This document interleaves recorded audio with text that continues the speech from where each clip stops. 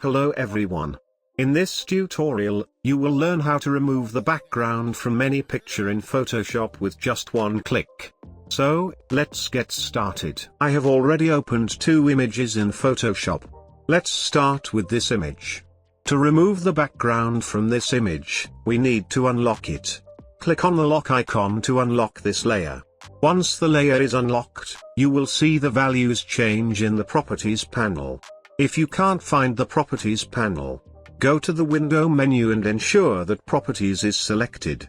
Now, click on the Remove Background button.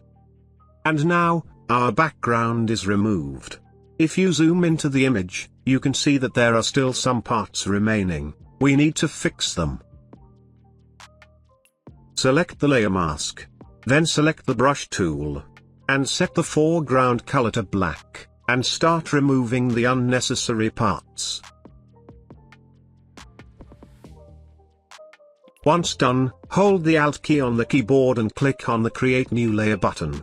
This will create a new layer just below the image. Select the Paint Bucket tool. Choose any color you want, and then click on the new layer. Now our background color is changed. Let's try another image. Select the image layer, go to the Select menu, and choose Subject. Photoshop will automatically select the subject. Then, click on the Create a Mask button. Now the background is removed in just one click.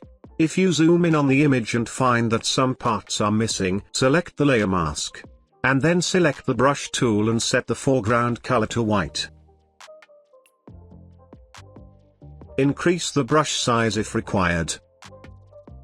Then, start painting on the image, and all the remaining parts will become visible.